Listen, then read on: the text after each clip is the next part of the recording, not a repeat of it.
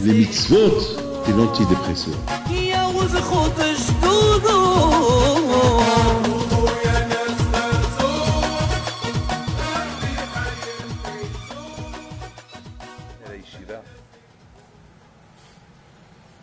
C'était devant des rabbanim émet. Par exemple, lorsque j'étais à Fublen, on voyait l'image de Rabbeinu Gershom Livman. En Angleterre, on voyait l'image de Rav Chaim Shmuel Lopian, Rav Shammai. Be'ez Hashem, dans 3 semaines, il viendra Rav Kaufman, mon Rav. Il va venir au mariage en même temps, je vais l'inviter à venir à la Yeshiva. Il a 90 ans, vous allez le voir. Deux mots d'un tzaddik. Deux mots d'un Raf Bémet, Kulo Torah. Il vient pas, vous savez, il venait en France avant pour amasser un peu d'argent, pour le coller, son collègue à lui à Manchester. Et j'ai vu que chaque fois qu'il venait en France, il avait du tsar, il souffrait pour le Bitul Torah. Moi, je connais, c'est un Rav. Le passé pour m'émigrer ça. Il ne s'est pas s'arrêter d'études. C'était même la havruta de Rab, le Dayan Rebivo. C'était son Rav, mais c'était aussi sa havruta. Chaque fois, Rab Kaufman à la Shalita, avant de faire une haboura, il fallait qu'il la fait avec le Dayan Rebivo. Alors, c'est cette semaine son Sahilou là. Alors que le Dayan Rebivo, à l'époque, il avait peut-être 20 ans. Il était jeune. Il était un gaon. C'était un gaon. D'ailleurs, aussi, c'est quelqu'un que. Du mot de Torah.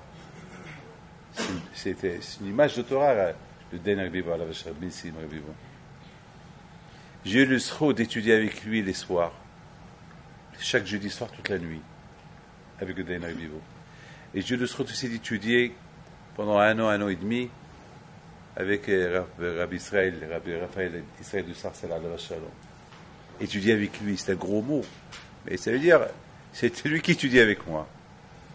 Et je me rappelle, il avait fait Hazara de Issur Veheter. Donc, avant d'être Dayan, donc j'étais là. Et je me rappelle une fois, Rav Shammai, il m'a appelé au bureau, mon Rav, le Rosh Shiva. Il me dit, pourquoi tu sors le soir? Où tu vas le soir? Il a cru que je sortais le soir. Je lui dis, moi le soir je sors jamais. Il m'a dit, ah, shaker. Je lui dis, parce que moi j'ai cru qu'il voulait dire que je sortais. Je ne sors pas. Il m'a dit, shaker, mensonge. Il m'a dit, il a commencé à me donner des détails. Ah, ben, je vais chez Rabbi Raphaël, on étudie ensemble. Il l'a appelé, il l'a convoqué pour lui demander. Il lui a dit oui, chaque soir, on étudie de telle heure à telle heure. Voilà. Voilà l'ashgaha des rabbanim. C'est-à-dire, on était soupçonnés. Parce que pour ces rabbanim-là, il n'y a rien à faire dehors. Il faut, tu veux l'étudier, tu étudies. C'est des moments que jamais j'oublierai. C'est des moments extraordinaires. Miten, qui peut me donner ces moments-là? Retournez, je vous donne parole d'honneur. Je ne sais pas ce qui va se passer avec vous, c'est votre problème. Mais si je pouvais retourner à la yeshiva, encore une fois, et voir ces rabbins. Regardez, Rav Chaim Shmuel Lopian, à la Vachalom. Lorsqu'il est rentré au Beth Midrash, il marchait sur les pointes des doigts. Sur les pointes des doigts. Pourquoi? Pour ne pas perturber. Pour ne pas. Et dès que quelqu'un veut se lever, assieds-toi, assieds-toi, assieds-toi. Et toujours, lorsque par exemple quelqu'un lui pose une question, il va y chercher une Gemara, il prend sa Gemara comme ça, et continue à expliquer. Après, il ouvre la Gemara et il va tomber dans la daf qu'il voulait et il mettait ses mains la ligne qu'il avait besoin. Que ce soit le Rosh, que ce soit le Mordechai, que ce soit le Maharsha, que ce soit n'importe où, le Mishnah dans Rambam, il va ouvrir la Gemara dans la page qu'il voulait. Et ça tombait. Ça, c'était du monde de ces rabbanim que malheureusement, aujourd'hui, alors je vous dirais une chose. Alors maintenant, d'après, je suis en train de vous faire goûter un peu le passé. Et maintenant, on va essayer de voir, est-ce qu'il y a une différence entre le passé et le présent? C'est quoi le plus important, le passé ou le présent? Eh bien, d'après tous les livres que je lis, des rabbanim, des tzadikim, que le présent, il est plus important que le passé. Parce que le présent, il y a beaucoup de tzara. Il y a des tzara qui n'avaient pas à l'époque. Par exemple, à mon époque, à moi, quel tzara il y avait? Il n'y avait rien. Ben oui, il n'y avait rien. Il n'y avait rien. Vadaï, Znot, il y a toujours ça existait, mais il n'y avait pas de téléphone. Il n'y avait pas où. Il n'y avait pas où bâtlaner. Il n'y avait pas où perdre le temps. Il n'y avait pas. Donc il n'y avait pas le tzara qui est aujourd'hui. Le tzara d'aujourd'hui est tellement fort que c'est pour vous qui s'assoient, que vous êtes à l'Yeshiva, au Kollel, en train d'étudier la Torah, vous avez un grand srout, vous avez un grand mérite. Moi je vous dis que vous êtes les derniers Mekablei à Torah. Moi je vous le dis, c'est un srout, là où vous allez aujourd'hui, vous voyez des gens, des jeunes ou des abrichim qui sont assis et étudier la Torah. C'est extraordinaire.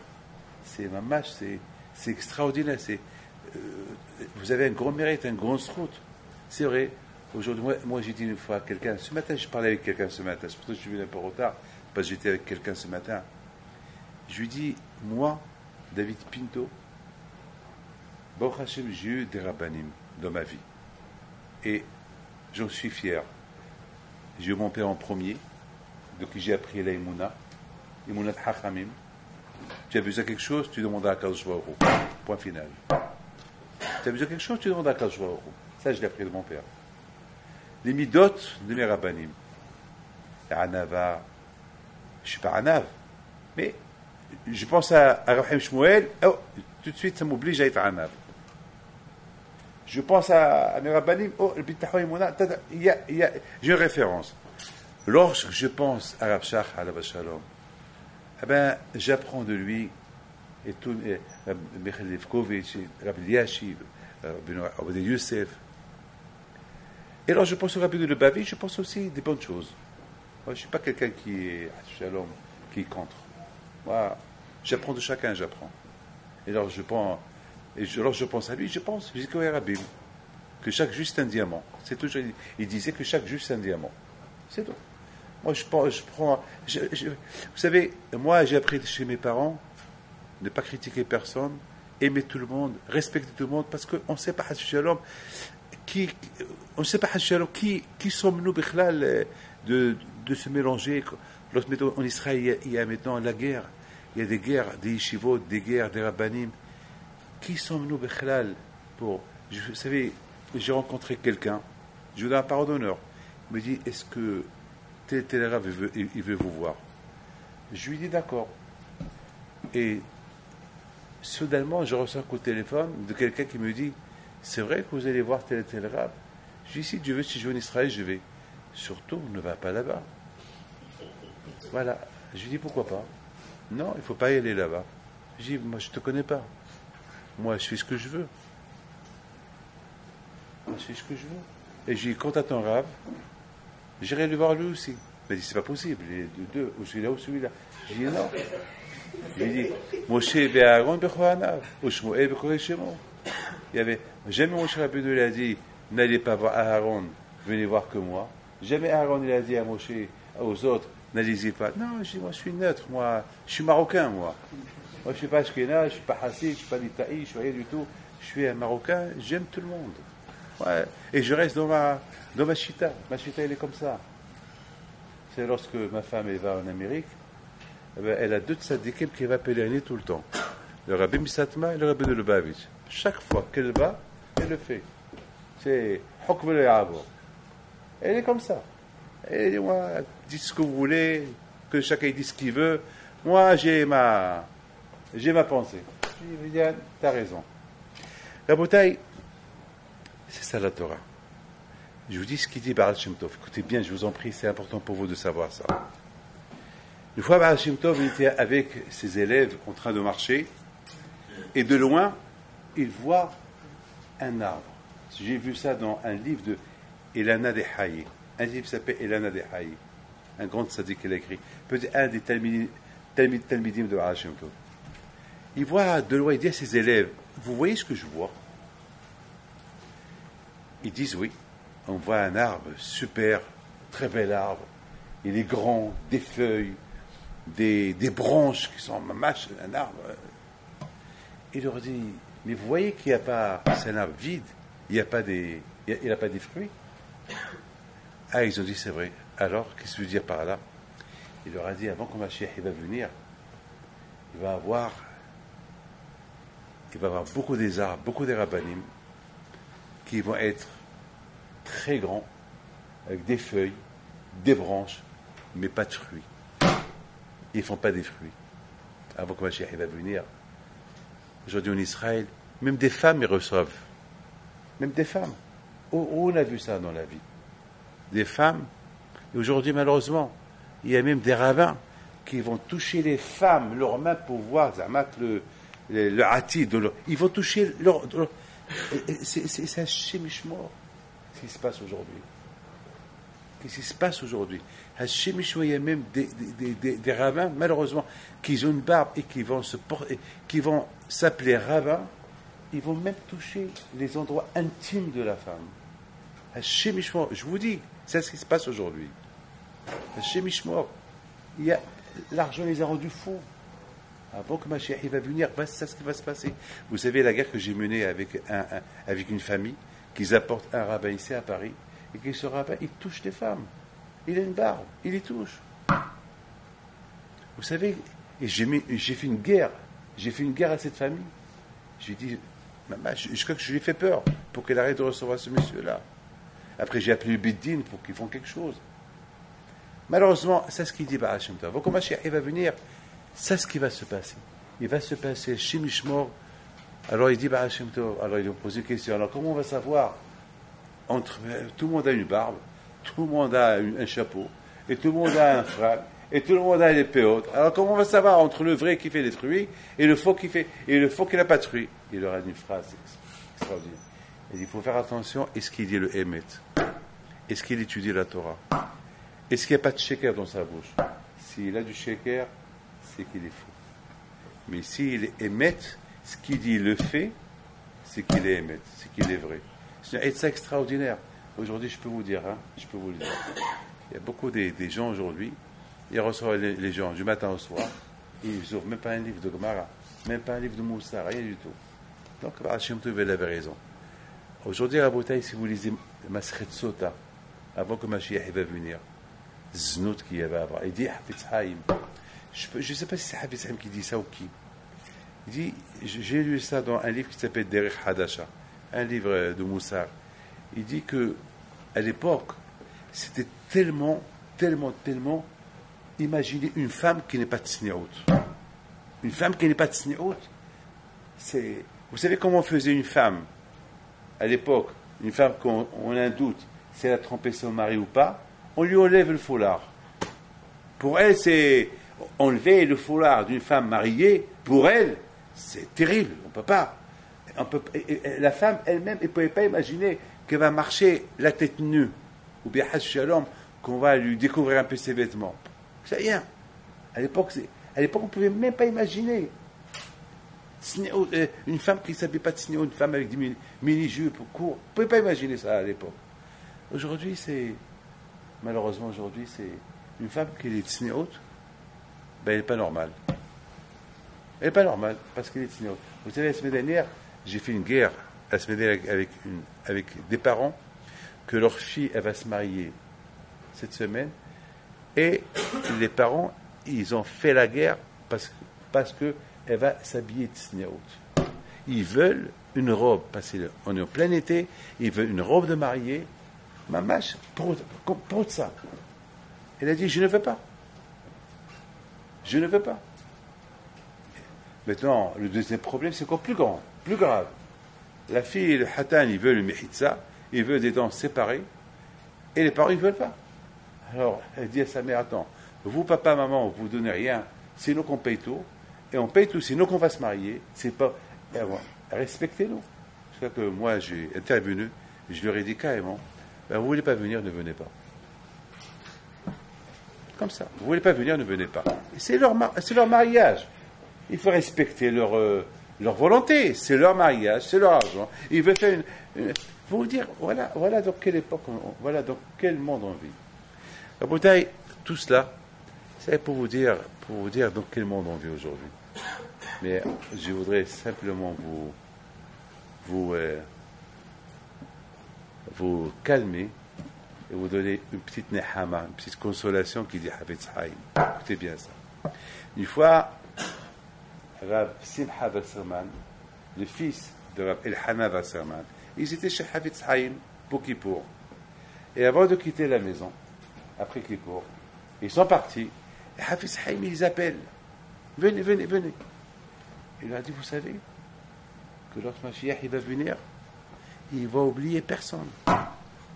Même les Juifs qui sont lointains, il va penser à eux. C'est-à-dire, il y a une géoula pour tout le monde. C'est pour ce qu'il dit Hafetz Haïm. Mais, jusqu'à là-bas, c'est pas facile. Ah, maintenant, j'ai une question à vous poser. Comment vous tous, vous avez compris cette paracha de cette semaine des Meraglim, ces espions qui sont partis espionner Israël? Et ils sont partis, ils sont retournés avec beaucoup d'achonara. Qu'est-ce qu'ils avaient dans leur tête? Critiquer Israël. Et après, ils sont arrivés à critiquer Akadosh Baruch Hu. Mettez ça dans la tête. On commence à critiquer, on finit par critiquer le plus grand. Même un petit. Qu'est-ce qui s'est passé? Alors, de l'autre côté, on a une autre question. Toi, Moshe Rabbeinu, tu as ajouté une lettre à Yeshua, parce que toi, Moshe Rabbeinu, tu as vu qu'ils vont critiquer avec Israël. Alors, il ne faut pas les envoyer. Pourquoi tu les envoies? Il ajoute Yud à Yeshua, Yah Yisha'acham et Atzatamre, que Hachem te protège de ne pas être impressionné, de ne pas tomber dans le piège des Meraglim. Alors, Moshe, il ne faut pas les envoyer. Il ne faut pas les envoyer. Et tu as gagné. Et comment ces tzadikim sont tombés comme ça? Vous savez, Rabotai, écoutez bien ce que je vais vous dire. Dans la vie, il faut savoir que Hakadosh Baruch Hu, il a créé un monde. Bémet, le monde, il est super. Moi, je dis quelque chose. J'ai toujours pensé à ce que Haramim me disent. Je vous dis des choses pshutim, des choses pas choutes. Je ne rentre pas dans la philosophie de la Torah. Des choses simples. Parce que grâce aux choses simples, on ouvre un peu la tête, parce qu'on se croit, on connaît tout. Et parfois, il faut savoir, et mitbatel. Quelqu'un raboté qui croit qu'il connaît tout, il ne connaît rien du tout. C'est celui qui dit je ne connais rien, c'est lui qui connaît. Moshe Rabbeinu dit, si vous faites les choses que vous faites tout le temps, c'est ça la vraie joie. C'est beaucoup des fois, lorsqu'on a l'habitude de faire quelque chose, on l'a fait tellement tout le temps, jusqu'à qu'on l'a fait, machinalement, on l'a fait. Il n'y a pas de simha, on l'a fait. Justement, ces petites choses-là que tu fais tout le temps, comme cette kippa qui est tout le temps dans ta tête. Vous savez que je vous dis quelque chose. Moi, jamais j'oublie cette fameuse histoire de ce tzaddik-là. Une fois, il y avait une brit mila d'un grand tzaddik, de son fils. Il y avait un grand tzaddik qui est venu pour la brit mila. Alors, on lui a donné à être sandak. Maintenant, voilà, on a deux tzaddikim devant nous. Et voilà, le père du bébé, il dit, à l'invité d'honneur, tu sais, mon fils, qu'on vient de faire la brit mila, c'est un grand tzaddik. Le Rav, il le regarde. Il dit, ah bon? C'est un grand tzaddik. Ah bon? Et comment? Il dit, viens, je vais te montrer. Viens, je vais te montrer. Alors, il le prend dans la chambre. Et le bébé, dans son petit berceau, il est dehors. Il y avait toujours une petite kippa sur la tête. Et qu'est-ce qu'il fait le père du bébé? Il met ses mains dans la mezouza. Il cache la mezouza. En cachant la mezouza, on voit le bébé qui bouge. Le bébé qui bouge. Alors le père, il enlève ses mains et remet encore ses mains. Et il dit à l'invité d'honneur, regarde ce qui va se passer maintenant. Qu'est-ce qu'il voit? Il voit encore le bébé qui bouge. Alors il dit maintenant à l'invité d'honneur, le tzaddik, il dit, mais toi tu vas voir ce qui va se passer. Il laisse ses mains encore sur la mezouza. Le bébé qui bouge, il bouge, il bouge, il se réveille, il ouvre ses yeux, commence à pleurer. Alors maintenant l'invité d'honneur, il dit au père du bébé, vocês disent, on est dit, qu'est-ce que c'est ça? Il dit, mon fils, c'est un tzaddik. Ils sont déjà à Kadosh Baruch Hu. Je cache la mezouza, ça le dérange. Ils ne sont pas à Kadosh Baruch Hu. Ils respirent avec Kadosh Baruch Hu. Voilà. Est-ce que nous, on est arrivé à ça, non? Un bébé qui sent... Pourquoi? Parce que Vadaï, que l'Idato est avec Kedusha, sa naissance est avec Kedusha, c'est pas... Déjà, Betoratra, Betormerai, il est né avec... déjà, on sent à Kadosh Baruch Hu. C'est bien. Sentir à Kadosh Baruch Hu, ce n'est pas une chose qui est simple. Je vous en prie, vous allez écouter ce que j'ai réfléchi tout à l'heure, avant de venir chez vous. Il y a un Zohar qui dit comme ça. Il y a un Zohar qui dit que les Meraglim, ils avaient un problème. Parce que maintenant, ils sont ici. Maintenant, chacun, il a un titre. Chacun, c'est le chef d'attrée. Raché Bni Israël Hema.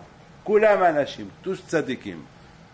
Raché Bni Israël Hema. Raché, il dit Kulam Anashim. Lorsqu'ils sont partis, ils étaient Anashim, tzadikim. Raché Bni Israël. Alors, qu'est-ce qui s'est passé? Qu'est-ce qui s'est passé?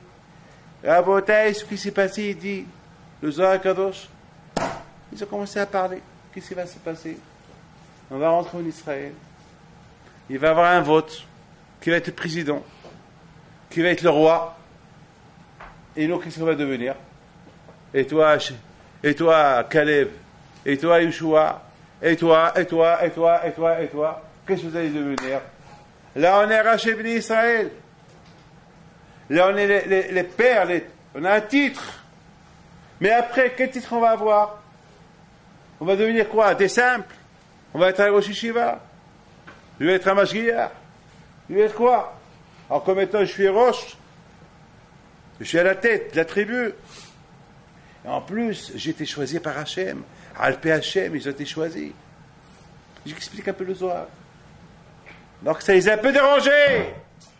Donc, ils ont pris une décision de ne pas de critiquer Israël et de rester dans le désert. Voilà la bouteille. C'est bête ou pas? C'est bête. Alors, vous allez rester où? Vous allez devenir quoi dans le désert? Matas au Bamidbar. Quoi? Vous allez rester raché. Tu vas être un roi dans le désert. Et alors? Quoi? Vous n'allez pas avoir main d'être dans le désert, dans une tente. Avoir une maison. Avoir un peu de vie. Un peu voir des... Je sais pas moi, vous allez faire quoi dans le désert? Vous savez, beaucoup des fois, il y a des gens que l'Estachim, ils vont tout perdre pour un kavod, pour un peu de kavod. Combien vous allez rester vivant? Et Azma, qu'est-ce qu'il y a? Un peu de plaisir, pour un plaisir, tu veux vendre ton monde pour un peu de plaisir. Tu vas gagner quoi après? Et après, Rabotai, qu'est-ce qui s'est passé? Après, Rabotai, je commence à pleurer. Après, ils veulent même retourner en Égypte.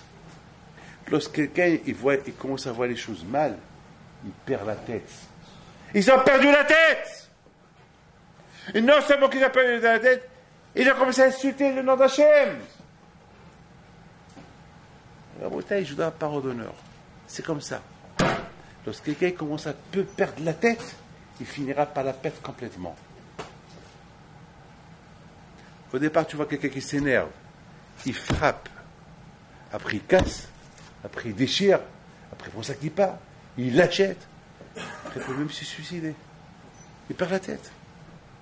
Il peut tuer. Il peut faire des choses graves. Il perd la tête. C'est pour ça, Rabotai, moi, David Pinto, je vous ai dit que chaque fois que lorsque ça m'arrive à m'énerver, je pense à mes rabbanim où je pense au livre de Moussa, ce que j'ai lu. Et David, tu as lu ça, tu ne peux pas faire ça. Moi, ben là, ça me réveille. La beauté, écoutez très bien. Hakadosh Baruch Hu, depuis le départ, il leur a dit Israël, Eretz Zavat Halavut Bash. C'est pas la peine d'aller l'exploiter. Elle est Eretz Zavat Halavut. Alors eux, ils disent non. On va aller voir. C'est vrai, Eretz Halavut Bash, Eretz Zavat Halavut, c'est vrai. Mais on va aller voir. Moshe Rabbeinu aurait pu dire non. Agil aurait pu dire non. Mais il y a ce qu'on appelle la Bihira. C'est quoi la Bihira? Le libre arbitre. Le libre arbitre. Mais chacun de vous doit savoir. Le libre arbitre, vous l'avez, j'ai le libre, je peux tuer, je peux voler, je peux faire du mal. C'est mon libre arbitre. C'est à moi de décider, je tue ou je ne tue pas. C'est à moi de décider, je fais ou je ne fais pas. Il y a ce qu'on appelle le libre arbitre. Et Baruch Hashem, il y a la Torah. La Torah, elle t'aide à bien prendre ton libre arbitre. Parce qu'il y a le tov, il y a le rare.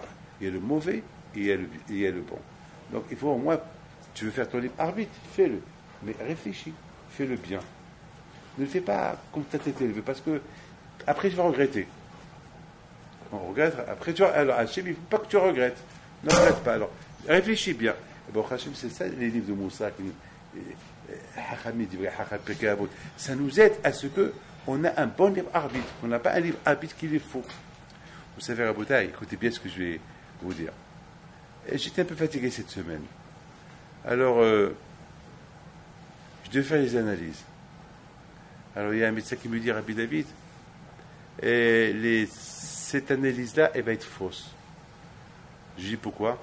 Parce que tu prends des médicaments, et ces médicaments-là, ça va rendre tes analyses fausses. Qu'est-ce qu'il faut faire? Il m'a dit, tu attends un jour, et tu les fais. Pourquoi ça veut dire que voilà, d'un côté, les analyses, mais ils peuvent être fausses. Alors que les analyses, a priori, ils passent à l'abattoir, ils ne sont pas fausses. Ils peuvent devenir fausses.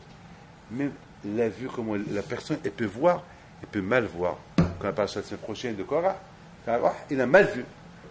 Il a vu que Shmuel, un Navi, est sorti de lui. Alors il a dit, si moi, mon petit-fils va être comme Moshe Aaron, c'est que moi, je suis plus fort que Moshe Aaron. Non? Toi, c'est toi, ton petit-fils, c'est ton petit-fils. Il ne faut pas te tromper. Donc, après, Kadosh Baruch Hu, il dit, oh, bien, si vous voulez voir, c'est vrai, vous avez raison, il y a le libre arbitre, c'est vrai, allez-y. Mais, faites attention. Moi, je vous conseille, c'est pas la peine. Non, on veut. Allez-y. C'est votre libre arbitre, allez-y. Bouteille, je vous en prie, j'ai 10 minutes, je termine. Mais je veux que chacun de vous écoute cette Nikuda. Nikuda extraordinaire. Le mot Gava, c'est les gamatarias de quoi? C'est le chiffre 15. Le chiffre 15, c'est un des noms d'Hachem. Yak, Yudke. Ça veut dire que Akadosh Moshe Rabbeinu a dit à Yoshua, Ya Yusha'acha me'atzat ha'meragilim. C'est quoi Ya Yusha'acha? Que Hachem te protège de la Gava. Parce que tout le inyan de ceux qui veulent aller visiter Israël, ils ont de leur tête resté des Nissi'im, resté à la tête de chaque tribu. C'est de la Gava. Ils cherchent que la Gava. Il n'y a rien de l'Ishim Shamaïm. Parce que le vrai l'Ishim Shamaïm, là, Hachem, il a dit, la terre, elle est bonne. Crois à Kadosh Baruch Hu. Le fait qu'eux-mêmes, ils veulent aller voir, c'est qu'ils ont quelque chose dans la tête. Mais Moshe Rabbeinu n'a pas le droit de dire ça à personne. Parce que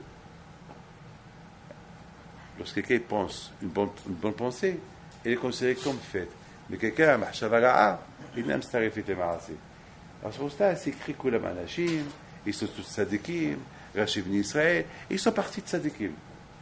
Mais ils étaient Rechaim. Puis la Torah, il dit, Mekish halechatam leviatam. Comme ils sont venus Rechaim, ils sont partis Rechaim. Comment ils sont partis Rechaim?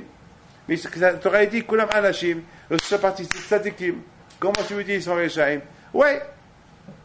Ils sont partis de tzadikim. Toi, tu crois qu'ils sont tzadikim. mais dans leur pensée, c'était plein de riches. Mais mon cher Rabbeinu ne peut pas le dire. Il n'a pas le droit. On n'a pas le droit de juger quelqu'un sur sa pensée. C'est comme ça. On n'a pas le droit de juger quelqu'un sur sa pensée. Ils sont partis avec les gars avant. Ils sont partis avec une idée. On va rester des Nissim. On va les critiquer. Alors, Rabotaï, de l'autre côté, écoutez, de l'autre côté, il y a un problème. Alors, j'étais en Israël, Tel Aviv. Il y a un Admour qui m'a dit, c'est le petit-fils de Kotsk. C'est le Admour de Kotsk. Il est décédé l'année dernière. Il m'avait dit il y a quelque temps à Tel Aviv que Kenaan, c'est du verbe Hachna'a. Pourquoi il s'appelle Kenaan? C'est du verbe Hachna'a. Hachna'a, ça veut dire Adam Nichna, se soumettre. Hachna'a. C'est le contraire de la Gava. Hachna'a. Ani Nichna. Veichna, mais il faut être Nichna. Alors je commence à réfléchir. Pourquoi Ma Kesher, Kenaan et Hachna'a, c'est quoi? Et j'ai réfléchi. Mais écoutez bien. Eretz Israël, à chaque centimètre, il y a là-bas un Kadosh Baruch. Il n'y a pas un endroit vide. Il y avait une fois un monsieur qui était pauvre. Il a écouté le rabbin parler. La Kedusha de Eretz Israël, c'est la richesse. Chaque pierre, c'est une pierre précieuse. Ce Hanila, il entend, c'est un russe, il habite en Russie. Il entend que chaque pierre, c'est une pierre précieuse. Il a dit à sa femme, Kappara Alek, je vais voyager en Israël et on va devenir riche.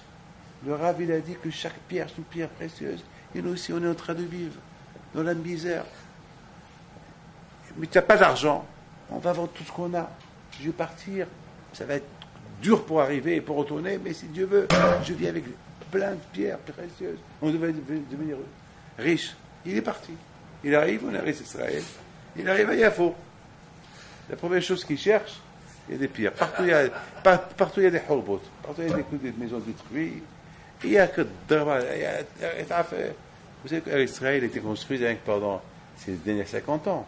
Mais c'était vide, Eretz Israël. Toutes ces villes que vous voyez en Eretz Israël, ils sont neufs. Hein.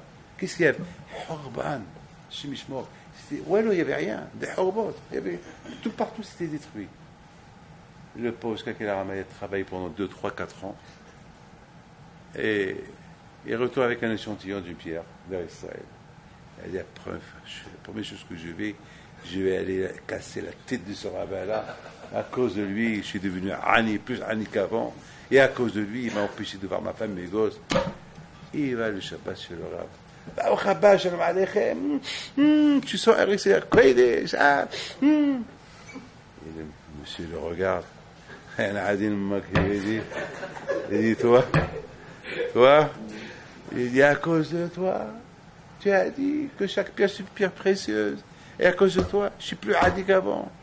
J'ai parlé de la Kedusha de Eretz Israël. Chaque pierre, c'est une pierre précieuse. Moi, je parle de la Kedusha, je ne parle pas des pierres, des diamants. Tu as mal compris. Parce que si vraiment c'est des diamants, tout le monde serait parti là-bas déjà. Il me dit, mais toi tu es fou. Tu as compris le contraire. Eretz Israël, à chaque endroit, il y a un Kadosh Baruch Hu. Eine Hashem el haaretz hazot. Mais Rishit Hashana et Atsof Hashana. Les yeux d'Hachem sont braqués sur Eretz Israël. Eretz Israël est tout le temps kadosh, est tout le temps protégé, est tout le temps sainte. Donc, à Botaï, c'est pour ça que ça s'appelle Kenaan. Puisque Hachem il est là-bas, il faut être Nichna. Il faut sentir à Kadosh Baruch Hu à chaque endroit où on est Eretz Israël. Il y a Hachem dans chaque centimètre. Dans chaque centimètre, il y a une Kedusha de Kadosh Baruch Hu. À Botaï, a priori, je vous dis, les Meraglim, lorsqu'ils sont partis en Israël, ils devaient sentir Hachem partout. Mais non. Ils voyaient que qui gadol hu mimenu. Moi je dis ça sur eux. Et ils ne voyaient que eux. Ils voyaient que leur intérêt, leur ta'anou. On veut rester des princes. Rachez venir Israël. Oublions à Kadosh Baruch. C'est la raison pourquoi Kadosh Moshe Rabbeinu il a appelé Yeshua, Ya Yushacha. Que tu ne tombes pas dans la gava, que là-bas tu sentiras toujours la présence de la Kadosh Baruch Hu en Eretz Israël. Caleb et Yifone, il est parti à Me'arat HaMachpelah prier pour ne pas qu'il tombe dans le piège. Pourquoi Me'arat HaMachpelah? Parce que Me'arat HaMachpelah, Abraham Avinu Alav Shalom, il a fait le tour de Eretz Israël. Et il y a un Midrash qui dit, pourquoi il est parti tourner. Il a dit, pour faire chaque pas une mitzvah, pour que chaque fois qu'il fait un pas, c'est une mitzvah qu'il fait. Les harbot, pour chaque pas que tu fais en Israël, j'ai vu dans un livre, le Hazal, tu fais une mitzvah. Donc, Caleb Véléphoné, il a dit, Avot, priez pour moi que chaque pas que je fais, je le fais, l'Ishem Kiyom Mitzvah, et que je sens Hakadosh Baruch Hu, de chaque endroit où je vais. Et je ne tombe pas dans la Hetza, même dans la pensée. Il faut là que je pense, peut-être qu'ils ont raison. Non. Regardez, Rabotai, comment ils étaient intelligents, les Meraglim. Ces espions, alors ils sont venus. Moi, je vous pose une question à vous tous. Pourquoi ils ont apporté des fruits? Il ne fallait pas percler. Vous avez une idée de parler du mal, n'apportez pas des fruits. Vous avez qu'ils ont voulu dire, Mishunot Hem. C'est, regardez, même les fruits ne sont pas normaux. Même les fruits, alors, nous, attends, ça ne va rien dire. Permettez, entre vous et moi. Quel achanara, le contraire, quel raisin. Les grenades. Le contraire, les gens, ils vont être non. Eux, ils avaient une autre pensée. Ils ont voulu changer le bonheur de Eretz Israël avec de la chanra. Mishonot, regarde, ils sont différents des raisins normales. Regarde ces grenades, ils sont différentes.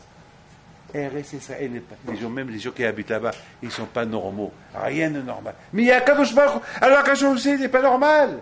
Parce qu'Hachem, on le sent de partout. Voilà où ils allaient arriver. Tout ça pourquoi? Gava. Maintenant, on termine. C'est quoi la racine de la gava? C'est quoi la racine? Maintenant, on est en train de critiquer ces gens-là, oui ou pas? On est en train de dire, ils sont pas al gava, ils étaient en Eretz Israël, ils n'ont pas sauté à Israël. C'est un marque que nous, on est super. Hein. Maintenant, on est en train de parler sur les tzadikim. Kulam anashim. Et on est en train de tomber sur eux. Bam, bam, bam, bam. Mais faisons un peu heshvon hanefesh sur nous. On est dans un Beth Midrash. On est devant une Gemara. Le Gemara, c'est la Torah Hashem. Torah Hashem, Timim, Torah. On est devant Torah Hashem. C'est que chaque lettre, c'est Hashem. Est-ce que ils ont discuté avec quelqu'un? Alors, tu as compris cette faute? Ben oui. Alors, dis-moi comment tu as compris. Je pense que Tosfot, tu veux dire comme ça et comme ça. Tu as mal compris, c'est pas ça. Tu es Ahmar. C'est pas comme ça. Tu m'excuses, tu es Ahmar. Tu m'excuses. Hein? Voilà. Beaucoup de fois, je dis, mais là, c'est pas comme ça. T'as pas compris. Je parle. Lui, il a lu le Tosfot. Il a compris comme Hachem il a voulu qu'il le comprend. Et c'est la Torah. Elle est des vrais Elohim Hayim que tu comprends. Et lui, il n'a pas compris. Sa Torah, c'est des vrais Elohim Hayim. Parce qu'il veut comprendre. C'est pas la peine de lui dire Ahmar. C'est pas la peine de l'insulter. C'est pas la peine de dire que tu n'as pas compris. Non, tu n'as pas le droit. C'est la Torah, toi, Hachem. Avant qu'on commence à critiquer cela, on va voir, est-ce que nous, on s'en là, la Kadosh Baruch Hu dans le Beth Midrash. Il y a le Sefer Torah ici. Il y a tout ici à Kadosh. Est-ce qu'on sent à Kadosh Baruch Hu? Tout le problème de Nimraglim, ils n'ont pas senti à Kadosh Baruch Hu en Eretz Israël. En Eretz Israël, il y a Kadosh à chaque seconde, à chaque endroit. C'est ce que lui a dit Moshe à Yeshua. Ya Yusha'acha, que la Ga'ava des Miraglim, tu ne sois pas influencé de l'orgueil des Miraglim. Écoutez-moi, hein. Kenaan, tout à l'heure j'ai pensé, le mot Kenaan, c'est le Gematria Adam Ga'ava. Non. Oui, peut-être. Je l'ai lu, je l'ai écrit. C'est ça. Kenaan, c'est le Gematria de Adam Hachna'a. C'est beau, hein? Même dans le nom Kenaan, il y a une Gemataria. Adam, l'homme, Hachna'a, ça veut dire il faut être Nichna. Il faut se soumettre au Baal Habayit qui s'appelle Akadosh Baruch. Et ça appartient à Akadosh Baruch. Et aussi Adam, c'est la Gemataria du nom d'Hachem. Yudke Vavke Bimilo Yalfin. Un des noms d'Hachem. Yudke Vavke Bimilo Yalfin. C'est Gemataria. Ça veut dire que Hachem, il est en Eretz Israël, qui s'appelle Kenaan. Et cela, Rabotai, au lieu d'aller faire la tour et Haaretz, tour c'est du verbe touriste. Au lieu d'aller faire du tourisme pour critiquer, va chercher Hachem, fais du tourisme pour trouver Hachem à chaque endroit. Les mitzvot qu'on est obligé de faire en Eretz Israël. Voilà. Rabotai, Hachem n'a pas empêché les Meraglim de ne pas partir en Israël parce que il faut être fou pour critiquer Eretz Israël. Parce que Hachem, il réside en Eretz Israël. Alors, s'ils s'en foutent, alors c'est mieux qu'ils soient punis. Qu'ils partent et qu'ils critiquent, on les punit. Point final. Si déjà, il faut être fou. C'est que quand quelqu'un, tu lui donnes des diamants, tu lui donnes de l'argent. Il faut être fou pour brûler ces diamants. Il faut être fou pour brûler cet argent. Et qu'est-ce qu'il fait ce quelqu'un-là? Il les déchire. Il prend l'argent, le diamant, il les jette dans un four de feu. Il faut être fou.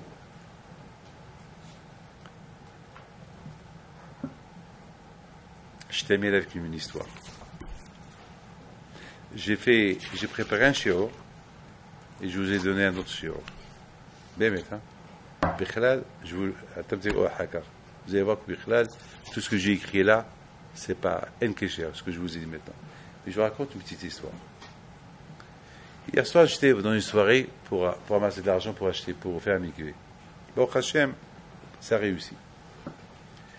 J'ai encouragé les gens. Et là-bas, je suis parti à une autre soirée. Bon, le matzav est un peu dur aujourd'hui partout. Mais ne vous inquiétez pas, quand je vais au Khou, il est tout le monde. Finalement, hier soir, c'était bien. C'est bien passé hier. Et là.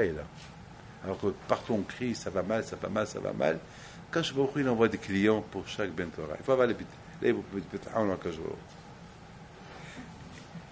pour encourager les gens, j'ai raconté une petite histoire de Rabbi Haim Pinto. Écoutez, cette histoire, elle est super. Il y a 40 ans, j'étais jeune encore, hein, il y a 40 ans, j'étais encore célibataire. Je suis parti à Casablanca. Pendant 6 ans, j'ai quitté la yeshiva. De 24 ans à 28 ans, pendant 4 ans, j'étais un peu perdu. Je ne savais pas quoi faire, travailler, suivre le chemin de mes parents. J'avais des dilemmes. 4 ans, je vais pèleriner de Tzadikim. 4 ans, j'étais perdu. Mais bon, Hachem, il y a une seule chose qui m'a aidé à rester David Pinto, c'est que chaque soir, j'étudie. Je ne me suis pas déconnecté du limoud. Et c'est ça qui m'a aidé. Celui qui se déconnecte du limoud, c'est fini pour lui. C'est fini pour lui. Qu'il soit le Gaon adore, il se déconnecte, c'est fini pour lui. Bon. Alors, un jour, c'est une histoire qui m'a un peu encore... et m'a renforcé de suivre le chemin de mes grands-parents. Alors, peut-être j'avais 26, 27 ans, je ne peux pas vous dire. Il y a ce monsieur-là qui me rencontre. Il me dit, il faut que je te raconte une histoire. Un monsieur qui était vieux. Il avait peut-être 70 ans à l'époque. Mais il dit, il faut que je te montre une voiture que votre grand-père Abihim Pido, il a bénie. J'ai dit, mon grand-père Abihim Pido, il a béni une voiture. Il bénit les gens, pas les voitures. Il m'a dit, non, mais moi, il m'a béni ma voiture. J'avais à l'époque 20 ans. Il a béni ma voiture. Quoi? Elle est vivante encore? Elle est vivante. Il m'a dit, il faut que tu saches. Elle est neuve. Maintenant, ça fait 40 ou 50 ans qu'Abihim Pido est décédé. La voiture, elle est encore neuve. Et il l'a bénie. Je voudrais que vous la voyiez. Vous êtes le petit-fils d'Abihim Pido. Je veux que vous aussi, vous venez. Alors, je suis parti avec lui à sa villa. on rentre dans son garage, il me montre, je ne peux pas vous les citer, un Peugeot, Renault, je ne sais pas, ou une voiture française, ou peut-être les Citroën, les DS de l'époque, je ne sais pas. Je la regarde, je dis, vous voyez Rabbi David, même les roues, ils sont intacts. Maman, je voyais devant moi une voiture neuve. Je dis, expliquez-moi comment il a béni. Il m'a dit un jour, il m'a dit, sachez que je m'appelle M. Lévy, et mon père nous a hérité un grand héritage. On était bon, toujours riche, toujours on avait de l'argent. Une fois, j'avais 20 ans, mon père m'a offert une voiture, c'est là. Et j'allais au travail. Voilà, je vois votre grand-père Abéhin Pinto avec son chamache qui attendait quelqu'un qui s'arrête pour l'accompagner quelque part. Je voulais me faire un plaisir de l'accompagner, votre grand-père, dans la voiture. Et je m'arrête, et je sors, et je lui embrasse les mains, et je dis, Rabbi, est-ce que vous voulez partir quelque part? Oui, je vais aller d'Abraham. Alors je vous accompagne, si ça ne vous dérange pas. Et alors, il parlait en arabe, plutôt il parlait en arabe, c'est pas en français. Alors, ils rentrent avec la voiture, et lorsqu'ils arrivent, Abéhi plutôt lui dit, Mjouej, vous êtes marié? Ya Hacham, et j'ai des enfants. À l'époque, les gens se mariaient jeunes. Vous savez que ma grand-mère, la mère de ma mère, elle s'est mariée à l'âge de 12 ans. À l'âge de 13 ans, elle avait déjà un garçon, Nissim. Elle avait 12 enfants lorsqu'elle avait, je ne sais pas quel âge elle avait. Elle a perdu son mari très jeune, mais à Copagne, elle avait 12 enfants, presque. Bon, et bon, Hachim, elle est morte très vieille. Elle est restée vivante jusqu'à l'âge de 90 ans. Mais elle est restée veuve pendant toute sa vie. À l'âge de 35 ans, elle a perdu son mari. Elle est restée fidèle à son mari jusqu'à sa mort. Donc, il dit, non, j'ai des enfants et ma femme, elle est enceinte. Et puis, il lui dit, alors, bon, Hachim, tu es marié, tu as des enfants, tu travailles, et tu es en bonne santé. Alors, quel bracha tu veux que je te fais? Il dit, Rabbi, si ça ne vous dérange pas, fais-moi une bracha que je ne fais pas d'accident, parce que tout le monde me regarde. Parce qu'à l'époque, ce n'est pas tout le monde qui avait une voiture. Une bracha contre un arabe. Rabbi Hippie le regarde. Il met ses mains, comme ça il me raconte. Il a mis ses mains dans ma voiture. Il a dit comme ça. Tomobile, voiture. Voilà. C'est ça, il s'indiquait. Tomobile, voiture. Jamais tu tombes en panne. Jamais aucun pneu va crever. Et tu seras toujours en bonne santé. Tu ne vas jamais tousser. Tu n'auras pas de problème de voilà. Il a fait le bracha comme ça. Il m'a dit, maman, je suis bracha. Il m'a dit, Monsieur Lévy, Rabbi David, voilà, la voiture, elle est toujours neuve. C'est la Emouna. Une voiture, tu la gardes 2 ans, 3 ans, 4 ans, et vieillit, tu la jettes. C'est là, déjà, elle avait 40 ans, 50 ans, planche des vues, et elle est encore neuve. C'est ça, Emouna Hachamim. C'est comme ça, la bouteille. Les gens, à l'époque, ils ont grandi. Mais aujourd'hui, mes amis, Emouna Hachamim, c'est pas assez. Il faut l'étude de la Torah. Il faut beaucoup étudier la Torah. Il faut beaucoup. Il faut les deux à la fois. Et Emouna Hachamim, c'est une chose. L'étude de la Torah, c'est une autre chose. Parce qu'aujourd'hui, mes amis, il y a beaucoup de Yetzirah. Je vous donne la parole. Il y a beaucoup de Yetzirah. Surtout pour vous.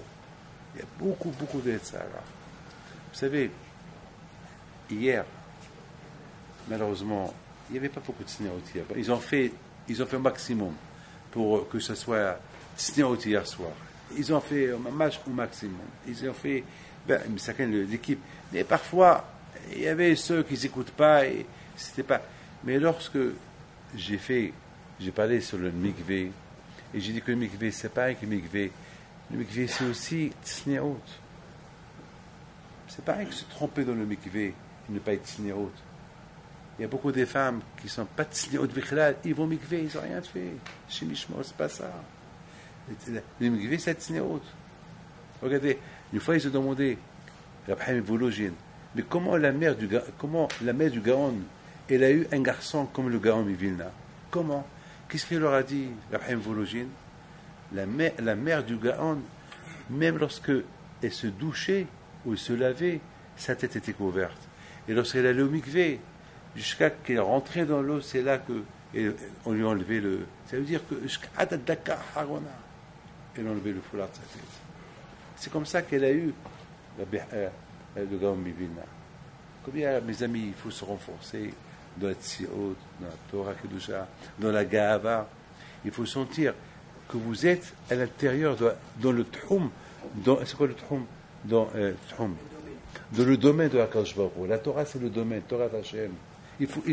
Quand on est Israël, on est dans le domaine d'Hachem, on est Israël, comme ça, lorsqu'on étudie la Torah, on doit sentir qu'on est dans le domaine de HaKadosh Baruch Hu. Sentir HaKadosh Baruch Hu. Donc, mais vous comprenez très bien pourquoi les élèves de Rabbi Akiva ils sont morts. Le Nahagu Kavod Zébézé. Zébézé Gemataria 26. Voilà. Zébézé Gemataria 26. 26, c'est le nom d'Hachem.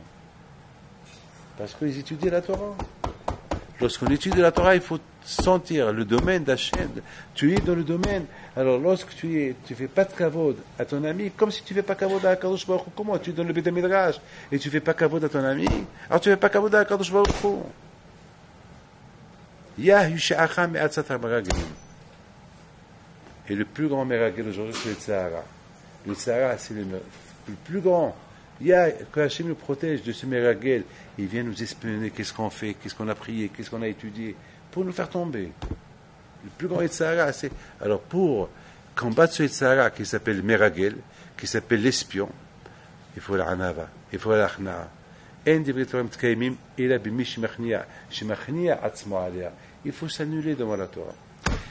Mes amis, que Hachem vous protège, que vous soyez zochés à recevoir la Torah, et que Hachem vous donne bracha v'atzlacha. Et je voudrais à vous tous que vous venez chez moi, que je fais le bracha. Venez tous, tout le monde. Que Hachem vous donne bracha v'atzlacha.